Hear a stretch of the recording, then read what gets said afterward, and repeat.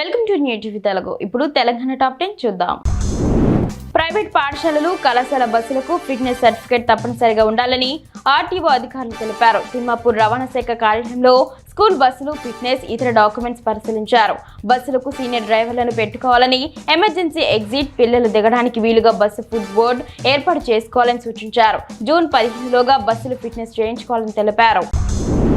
మెదక్ జిల్లా పాపన్నపేట మండల పరిధిలోని నాగసానిపల్లి గ్రామంలోని ప్రముఖ పుణ్యక్షేత్రం శ్రీ ఏడుపాయల వనదుర్గ భవానీ అమ్మవారి ఆలయంలో అమ్మవారిని ప్రత్యేకంగా అలంకరించారు. అనంతరం ప్రత్యేక పూజలు, అభిషేకాలు, హారతులు నిర్వహించారు. నిర్మల్లోని చెక్ డ్యామ్ ను అధికారులు పేల్చేశారు. వర్షాకాలం నేపథ్యంలో వరద ముప్పు నివారణకు కలెక్టర్ అభిలాష అభినవ్ ఆధ్వర్యంలో ప్రత్యేక చర్యలు చేపట్టారు. ఇందులో భాగంగా పట్టణంలోని జిఎన్ఆర్ కాలనీకి వరద ముప్పు పొంచి ఉందని అధికారులు గుర్తించారు. దీంతో జిఎన్ఆర్ కాలనీ సమీపంలోని స్వర్ణవాగుపై నిర్మించిన చెక్ డ్యామ్ ను బాంబులతో బ్లాస్ట్ చేశారు. కాంగ్రెస్ ప్రభుత్వం రైతులను నట్టిటా ముంచిందని, కొనేవారు లేక ధాన్యం కల్లాలు దాటడం లేదని బెల్లంపల్లి మాజీ ఎమ్మెల్యే దుర్గం చిన్నయ్య ఆగ్రహం వ్యక్తం చేశారు. నెన్నెల మండలం గొల్లపల్లి, మైలారం గ్రామాల్లో వర్షాలతో తడిసిన ధాన్యాన్ని ఆయన పరిశీలించి మాట్లాడారు. కాంగ్రెస్ ప్రభుత్వం రైతుల ఇబ్బందులను ఏనాడు పట్టించుకోలేదని, ధాన్యం కొనుగోలు అమ్ముకునేందుకు పడరాని పాటలు పడుతున్నారని కనికరించడం లేదన్నారు. ఖానాపూర్ నియోజకవర్గానికి 200 కోట్ల రూపాయలతో యంగ్ ఇండియా ఇంటిగ్రేటెడ్ స్కూల్ కోసం రాష్ట్ర ప్రభుత్వం మంజూరయ్యాయి.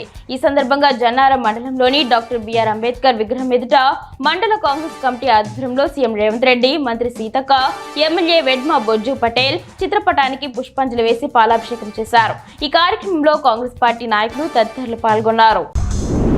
వర్షాలు ప్రారంభం కావడంతో హరితహారం కార్యక్రమంలో భాగంగా మొక్కలు నాటేందుకు సిద్ధం చేసినట్లు నారాయణపేట మండలం సింగారం పంచాయతీ కార్యదర్శి శ్రీనివాస్ తెలిపారు. ముందే రుతుపవనాలు రావడంతో వర్షాలు పడుతున్నాయని, అధికారులు ఆదేశిస్తే మొక్కలు నాటుతామని అన్నారు. నర్సరీలో గులాబీ, కానుగ, గుల్మోరా, టెకోమే, శిశువు, దానిమ్మ మొక్కలు అందుబాటులో ఉన్నాయని అన్నారు. ఎండిన మొక్కల స్థానంలో మళ్లీ నాటుతామని చెప్పారు. రామాయంపేట మల్లె చెరువును కలెక్టర్ రాహుల్ రాజ్ క్షేత్రస్థాయిలో పరిశీలించారు.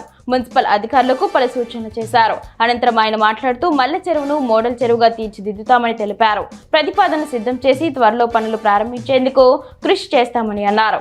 మున్సిపల్ ప్రజలకు ఆహ్లాదాన్ని అందించే విధంగా అన్ని హంగులలో సౌందర్యీకరణ పనులు ప్రారంభిస్తామన్నారు. తెలంగాణ ప్రభుత్వం ప్రకటించిన గద్దర్ అవార్డుల్లో లక్కీ భాస్కర్ సినిమాకు 3 పురస్కారాలు వరించాయి. ఉత్తమ మూడో చిత్రంగా బెస్ట్ ఎడిటర్, స్పెషల్ జ్యూరీ అవార్డులను దక్కించుకుంది. గతేడాది అక్టోబర్లో విడుదలైన ఈ చిత్రం బాక్సాఫీస్ వద్ద ఘన విజయం సాధించింది. 100 కోట్ల రూపాయల క్లబ్లో చేరింది. ఈ చిత్రంలో దుల్కర్, మీనాక్షి చౌదరి జంటగా నటించారు.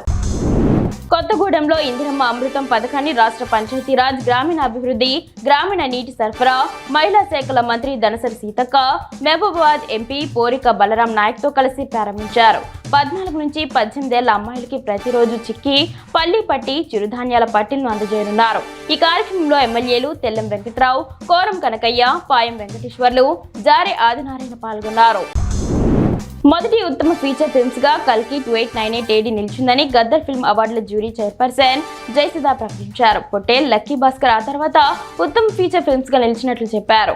ఉత్తమ బాలల చిత్రంగా 35 ఇది చిన్న కథ కాదు ఫీచర్, హెరిటేజ్ చిత్రం రాజాకర్, ఉత్తమ ప్రజాదరణ చిత్రం ఐ అండ్ మై ఫ్రెండ్స్, ఉత్తమ వినోదాత్మక చిత్రం ఐ, ఉత్తమ పరిచయ దర్శకుడు యదువంశీ నిలిచాయన్నారు.